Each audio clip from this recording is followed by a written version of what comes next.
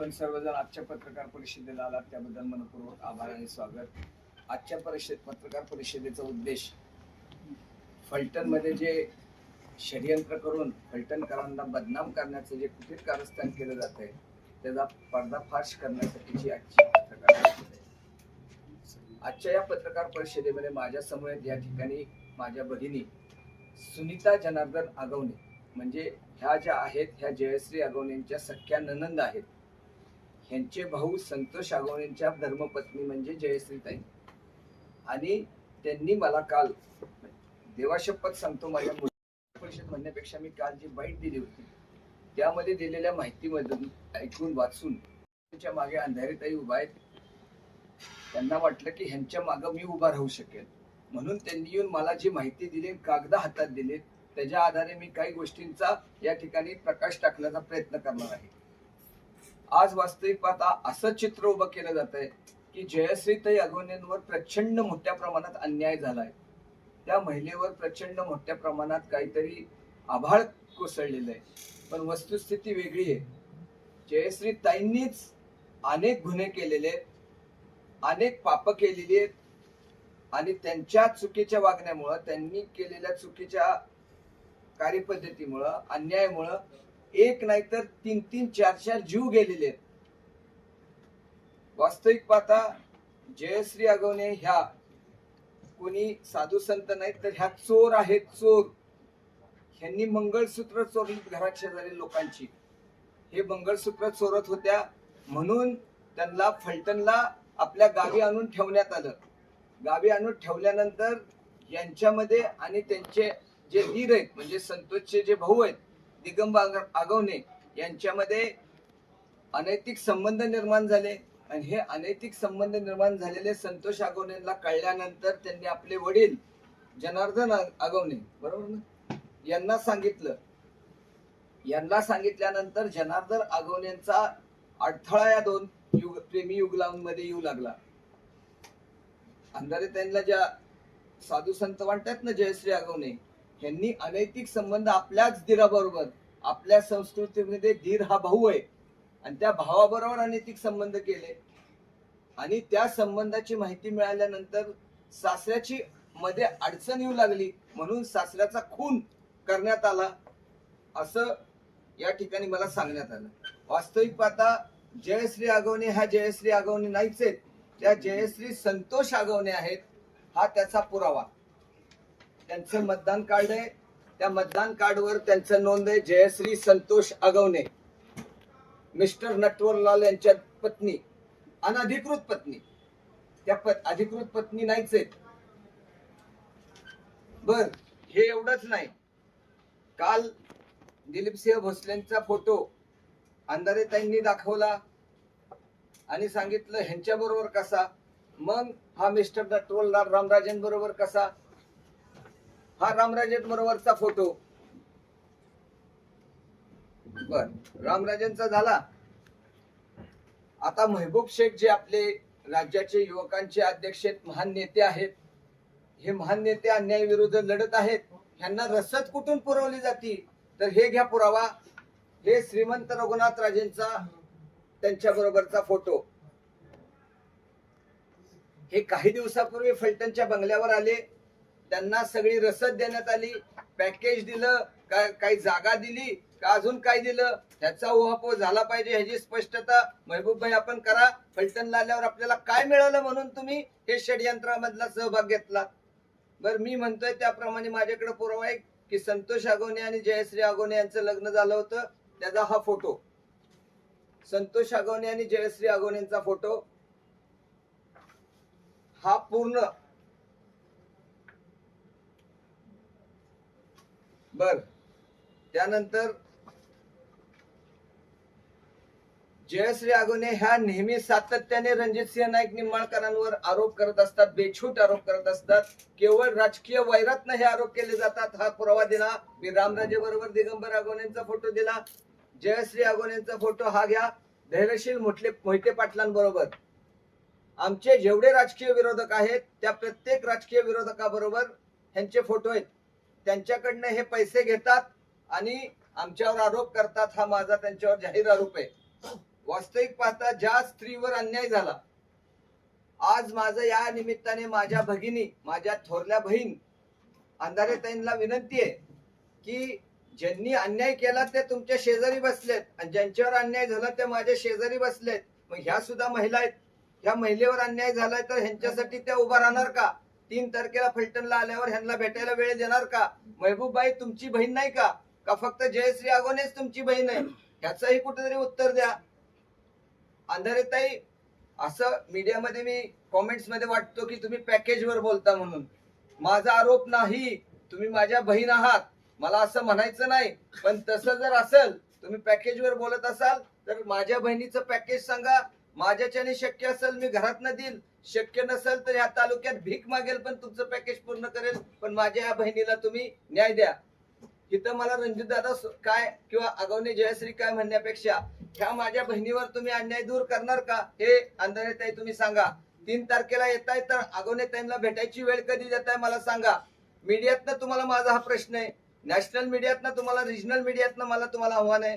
तुम्ही माझ्या बहिणीला भेटणार आहात का? माझ्या बहिणीची झालेल्या अन्यायाची वाचा फोडणार आहात का? का फक्त राजकारण म्हणून जयश्रीताईंच्या माध्यमातून आम्हाला बदनाम करण्यासाठी त्यांचा वापर करणार आहात? बर, ह्याच्या पलीकडे जाऊन विषय जर बघितले तर जयश्री आगवणे यांनी स्वतःच्या सासऱ्याचा खून केला. त्या खून केल्याबद्दल त्यांची तक्रार झालेली आहे. त्याचा मेडिकल रिपोर्ट्स या ठिकाणी माझ्याकडे आहेत.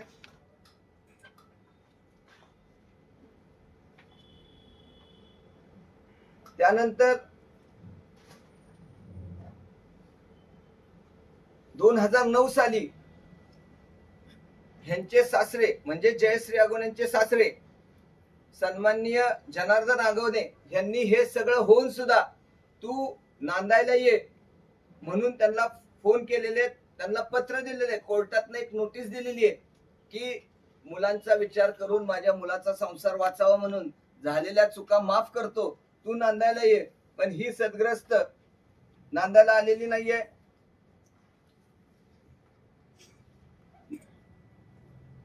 आणि 11/5/2011 रोजी ह्यांचे वडील यांचा जो खून झाला म्हणजे जयश्री आगवणेंचे सासरे यांचा जो खून झाला त्याचा तपास करण्यात यावा म्हणून अंधारेताई तुमच्याच आघाडी पक्षातील आदरणीय शरद पवार साहेबांचे कट्टर समर्थक आणि आदर्श आर पाटील साहेब गृहमंत्री होते, त्यांना त्यावेळी ह्यांच्या मातोश्री बेबीताई जनार्दन आगवणे यांनी पत्र पाठवलेलं आहे की माझ्या नवऱ्याच्या खुनाची चौकशी व्हावी. ह्याबाबत अंधारेताई भूमिका घेणार आहेत का? हा माझा अंधारेताईंना जाहीर सवाल आहे. माझ्या ताई आहेत, त्या माझ्या मोठ्या बहीण आहेत. फलटणला आल्यावर मी त्यांना माझ्या घरी आमंत्रित करतो, त्यांनी चहा घ्यावा पण माझ्या बहिणीवरचा अन्याय दूर करावा. वकिलाची नोटीस दिलेली त्यांना की तुम्ही नांदायला या, पण ह्या नांदायला यायला तयार नाहीत. त्याच्या पुढे जाऊन ह्यांचा तर म्हणणं आहे की जयश्री आगवणे यांनी त्यांचा डिवोर्स झालेले कागदपत्र दाखवावीत. आता मी बोलण्यापेक्षा त्या स्वतः त्यांच्यावर झालेल्या अन्यायाचा या ठिकाणी उहापोह करतील.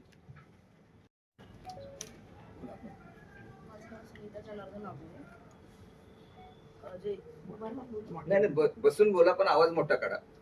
सुनीता जनार्दन आगवणे. जयश्री ही माझ्या सख्या भावाची बायको जयश्री संतोष आगवणे. आणि ते लग्न 2001 मध्ये झालं आणि त्याच्यानंतर एक 1.5 वर्ष राहिली व्यवस्थित. त्यानंतर शेजाऱ्यांच्या वगैरे तिने चोऱ्या करायला सुरुवात केली. आमची भांडणं वगैरे वडिलांची खूप म्हणजे संबंध आमचे खराब झाले सगळे शेजाऱ्यांचे वगैरे, आणि शेवटपर्यंतच ते संबंध आमचे खराबच राहिले. त्याच्यानंतर ह्या दोघांना माझ्या आई वडिलांनी गावी ठेवलं.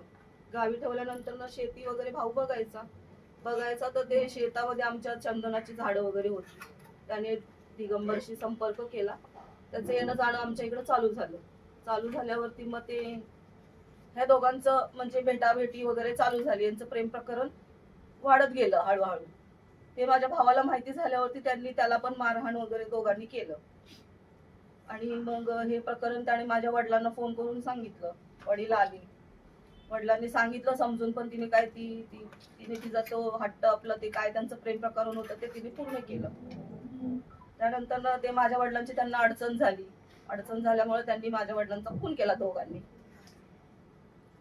आणि माझ्या आईने पण पोलीस स्टेशन मध्ये भरपूर हे केले, पण त्याने काय पोलीस स्टेशनवरती दबाव आणून कुठलंही प्रकरण काही झालंच नाही, उघडकीस आलंच नाही.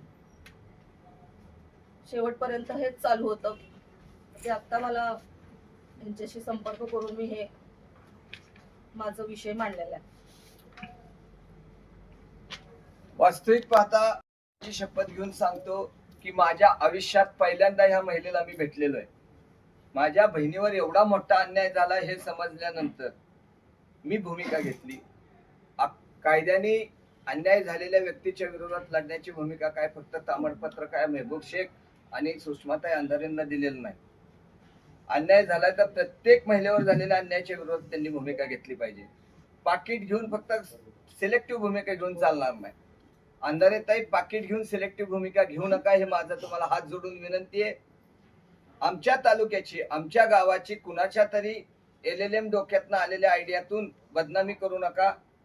या वयात त्यांचं डोकं भरमिष्ट झालंय आणि आमच्या तालुक्याची आबरू काढायला निघालंय, हे चुकीचं आहे.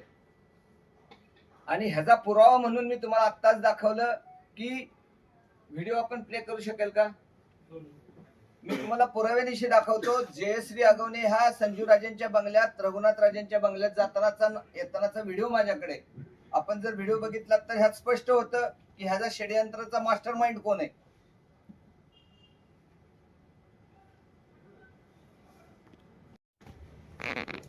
आपण बघितला तर त्या ठिकाणी ती गाडी आलेली, त्या गाडीतून तो गाड्या उतरून निघाल्या आणि तो एरिया तुम्हाला सगळ्यांना परिचित आहे. ईडी मुळे तो एरिया सगळा फेमस आहे. तो गाठे तिथं बोलून निघतायत तिथनं.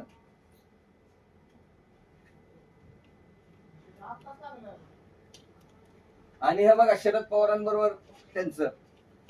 सुषमाताई आता आघाडीतल्या तुमच्या नेत्याबरोबरच जयश्रीताई आहेत.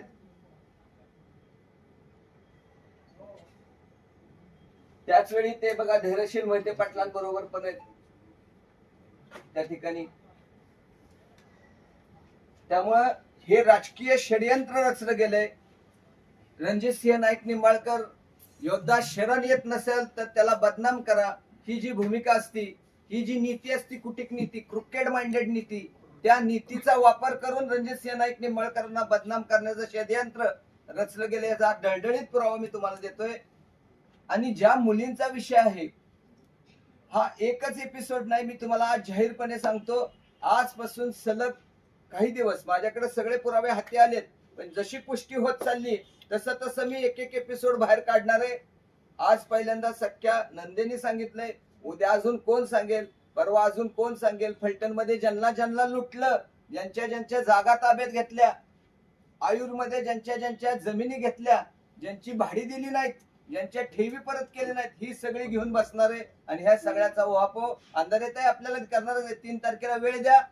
तुमच्या शेजारी बसणाऱ्या हबप जे आहेत, जयश्रीताई अगवणे, ह्या कशा दरोडेखोर आहेत, डाकू आहेत, अनैतिक संबंधातले ही जी काही संबंध आहेत, याचा सगळ्याचा उहापोह आपल्या समोर करणार आहे. फक्त अंधारेताई, खरंच तुम्ही बाबासाहेबांना मानत असाल तर तुम्ही आम्हाला वेळ देताल आणि झालेल्या अन्यायाला वाचा फोडायला संधी देताल, हे मी या निमित्ताने सांगू इच्छितो.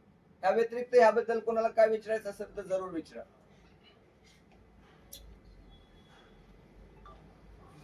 ताईंना एक प्रश्न होता, हा जो तुमचा अन्याय झाला तर त्याची तुम्ही तक्रार वगैरे कुठे केली होती का? मी आता तेच दाखवली ना. नाही अगोदरची नाही, आता एवढ्या मधल्या काळात. मधल्या काळात हे आई सातत्याने माझी एक्सपायर झाली ना 21 मध्ये, मग मी पण थोडस डिस्टर्बच होती ना. मग वडिलांच्या नंतर माझी आईच एकदम ढी झाली होती, काय मग बघणार कुठं मी ना, असं होते.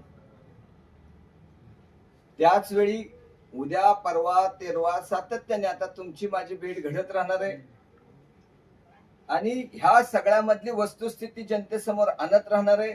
मीडियाला माझी विनंती आहे की आम्हाला आपण संधी द्या, न्याय द्या आणि सत्याबरोबर राहा, सत्तेबरोबर नको.